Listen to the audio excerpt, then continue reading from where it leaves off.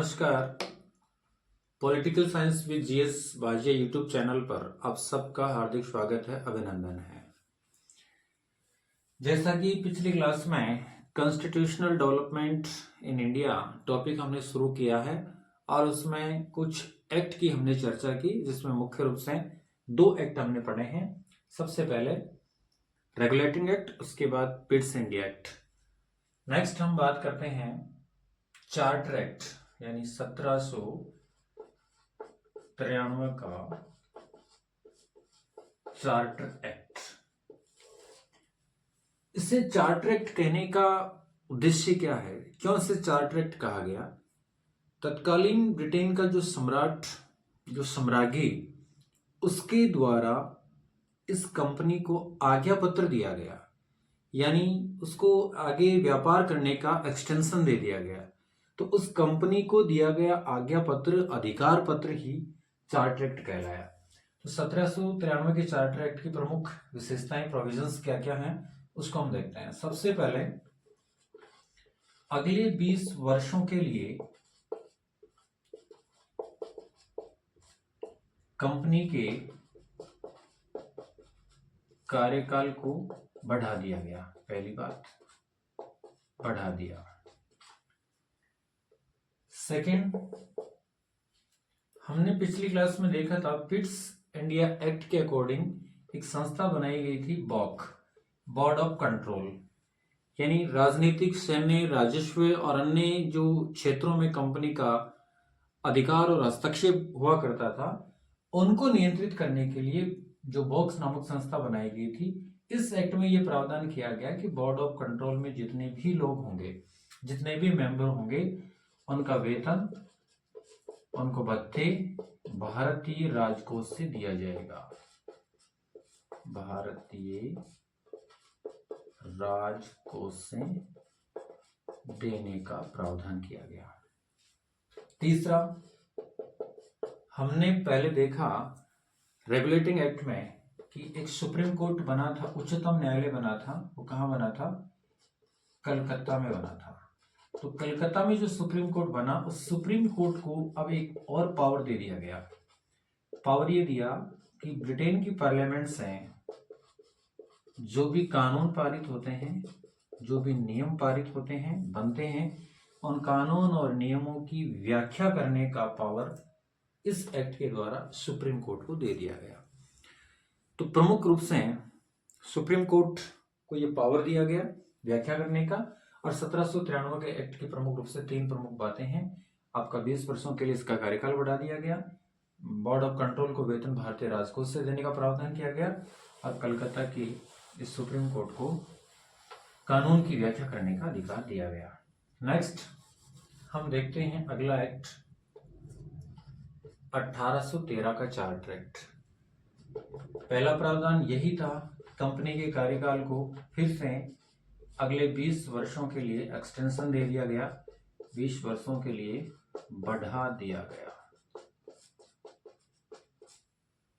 Second, इस act के द्वारा एक नया प्रावधान जो कंपनी के लिए थोड़ा नुकसानदायी था, चाय को छोड़कर कंपनी का व्यापारिक एकाधिकार हमेशा के लिए निरस्त कर दिया, समाप्त कर दिया।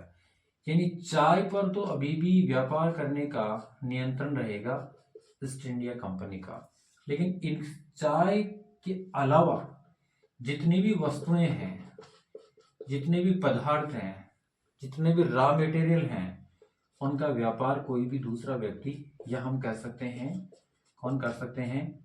निजी व्यापारी कर सकते हैं। तो ईस्ट इंडिया कंपनी का व्यापारिक एकाधिकार, जो दादागिरी थी इसकी, उसको हमेशा के लिए क्या कर दिया गया? समाप्त कर दिया गया। ईस्ट इंडिया कंपनी को इस एक्ट के द्वारा एक नया अधिकार दे दिया गया, और उसको ये कहा गया कि आप भारत में, क्योंकि अंग्रेजों का प्रमुख जो धर्म था ईसाई था, तो ईसाई धर्म का क्या कर सकते हैं? प्रचार प्रसार कर सकते हैं। तो भारत में कंपनी के द्वारा ईसाई धर्म का प्रचार प्रसार करने की छूट प्राप्त कर ली 1813 के चार्टर एक्ट में। और ईसाई धर्म का प्रचार प्रसार करने की इस नीति को, कंपनी की इस पॉलिसी को हम जिस नाम से जानते हैं, जिस पॉलिसी के नाम से जानते हैं, उसे कहते हैं पवित्र खंड की नीति। इस 1813 के चार्टर एक्ट के द्वारा पहली बार भारत में शिक्षा पर खर्च करने का उद्देश्य बनाया गया, जिसके अकॉर्डिंग यह निश्चित किया गया कि हर वर्ष भारत में शिक्षा को बढ़ावा देने के लिए 1 लाख रुपए खर्च किए जाएंगे। तो इस प्रकार से 1813 के चार्टर एक्ट की प्रमुख 4 बातें हैं। कंपनी का कार्यकाल 20 वर्षों के लिए बढ़ा दिया गया। चाय को छोड़कर कंपनी के व्यापारिक एकाधिकार को हमेशा के लिए समाप्त कर दिया गया। साथ ही ईसाई धर्म का प्रचार प्रसार करने की कंपनी को पूरी छूट दे दी गई, जिसे पवित्र खंड की नीति कहते हैं। और शिक्षा पर 1 लाख रुपए खर्च करने का प्रावधान किया गया। नेक्स्ट हम देखते हैं 1853 का चार्टर एक्ट। अब ये छोटे छोटे हैं, इसमें ज्यादा कोई खास है नहीं। 1833 का चार्टर एक्ट। इसकी प्रमुख जो सबसे खास बात है वो ये है, हमने 1773 के रेगुलेटिंग एक्ट में एक प्रावधान देखा था कि बंगाल के गवर्नर को बंगाल का गवर्नर जनरल बना दिया। इसमें क्या प्रावधान किया गया, इसमें पुनः भारत में वापस केंद्रीकृत शासन की शुरुआत की जाती है, क्योंकि पहले जो केंद्रीकृत शासन आया था रेगुलेटिंग एक्ट में, उसको बाद में एक बार समाप्त कर दिया अगले पिट्स इंडिया एक्ट के द्वारा। तो वापस केंद्रीकृत शासन की शुरुआत कौन सा एक्ट में होती है, 1833 के चार्टर एक्ट में। और किया क्या गया इसमें, जो बंगाल का गवर्नर जनरल था, क्योंकि सबसे पहले गवर्नर जनरल का पद आया था बंगाल में, तो जो बंगाल का गवर्नर जनरल था, उस बंगाल के गवर्नर जनरल को ही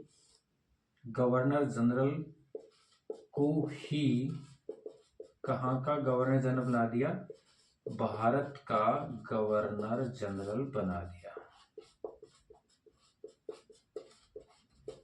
और इस समय, इस एक्ट के समय बंगाल का जो गवर्नर जनरल था उसका नाम था लॉर्ड विलियम बेंटिंग।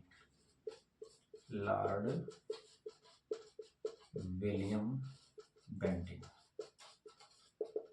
यहां बेंटिंग से रिलेटेड 2 क्वेश्चन बनते हैं। बंगाल का अंतिम गवर्नर जनरल कौन था, लॉर्ड विलियम बेंटिंग। जबकि भारत का पहला गवर्नर जनरल कौन था, वो भी लॉर्ड विलियम बेंटिंग। क्यों, क्योंकि इसी बंगाल के गवर्नर जनरल को भारत का क्या बनाया गया, गवर्नर जनरल। यानी बेंटिंग बंगाल का अंतिम और भारत का कौन सा गवर्नर जनरल हो गया, पहला गवर्नर जनरल हो गया, लॉर्ड विलियम बेंटिंग। नेक्स्ट हमने देखा कि इन चार्टर एक्ट के द्वारा कंपनी के कार्यों को कितने के वर्षों के लिए, 20 वर्षों के लिए वापस क्या कर दिया, एक्सटेंशन दे दिया, बढ़ा दिया गया।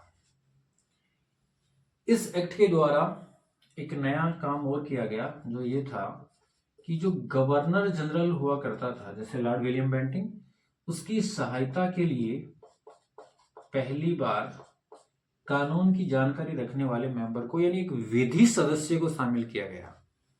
गवर्नर जनरल की सहायता के लिए जो परिषद हुआ करती थी, उस परिषद में एक विधि सदस्य को शामिल किया गया। और वो जो विधि सदस्य था उसका नाम था, जो शामिल हुआ पहली बार, लॉर्ड मैकाले। कौन था, लॉर्ड मैकाले।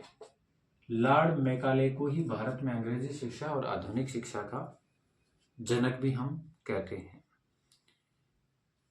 ये जो एक्ट था भारत में सेंट्रलाइज गवर्नेंस की नींव रखता है।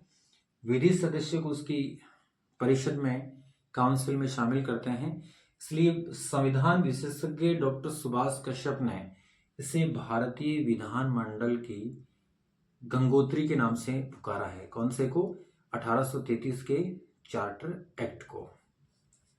तो इस तरीके से ये था 1833 का चार्टर एक्ट।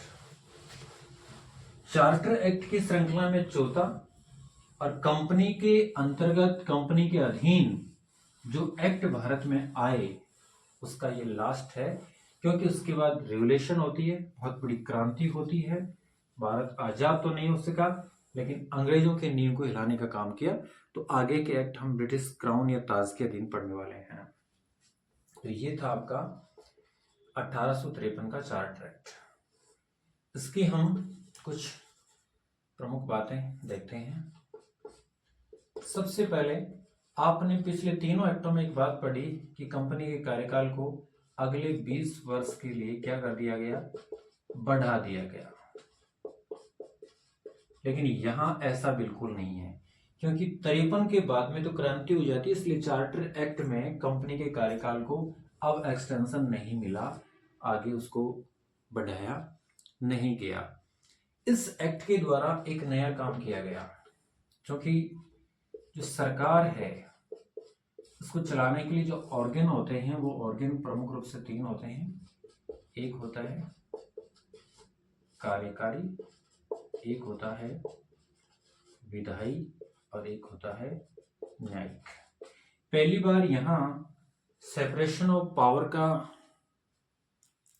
नियम लागू किया गया, शक्ति पृथक्करण। कार्यकारी संस्था अलग होगी और विधायी संस्था अलग होगी। यानी कानून बनाने के लिए जो विधायी संस्था होगी उसको नाम दिया गया केंद्रीय विधानसभा। केंद्रीय विधानसभा। और इस केंद्रीय विधानसभा में कुल मेंबर होंगे 12। ये 12 सदस्य करेंगे क्या? ये 12 सदस्य केंद्रीय विधानसभा में बैठकर कानून बनाने का काम इनके द्वारा किया जाएगा।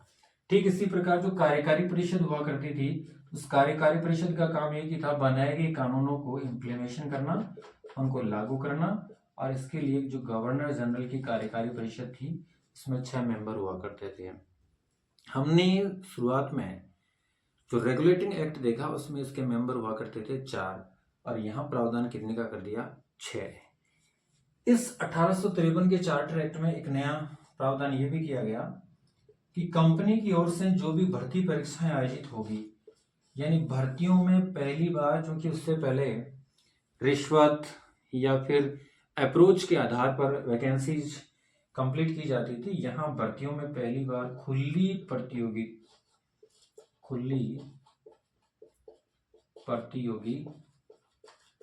परीक्षाओं की इस एक्ट के द्वारा भारत में क्या होती है? शुरुआत होती है। तो 1853 के इस चार्टर एक्ट में प्रमुख रूप से आपके ये 2-3 काम हैं। इसमें कार्यकारी विधायक और दोनों अंगों को अलग अलग किया गया। केंद्रीय विधानसभा बनाएगी 12 सदस्यों की, और जो कार्यकारी परिषद होते थे उसमें 6 मेंबर होते थे। खुली प्रतियोगी परीक्षाओं की इसमें शुरुआत की गई। क्योंकि बंगाल उस समय बहुत बड़ा केंद्र हुआ करता था, वहाँ प्रशासनिक रूप से एक नया पद और दिया गया जिसको हम कह सकते हैं लेफ्टिनेंट गवर्नर। यानी अब बंगाल का गवर्नर जनरल तो बन गया भारत का गवर्नर जनरल। अब वहां जो गवर्नर होगा उसकी हेल्पिंग के लिए, उसकी सहायता के लिए वहां एक नया पद सृजित किया गया, लेफ्टिनेंट गवर्नर। तो इस तरीके से हमने 4 आज की क्लास में जो एक्ट देखे वो चार्टर एक्ट हैं। एक बार थोड़ा सा ब्रीफिंग कर लेते हैं। चार्टर एक्ट सबसे पहले 1793 का, उसके बाद देखा 1813, उसके बाद आपका आता है 1833 और 1853।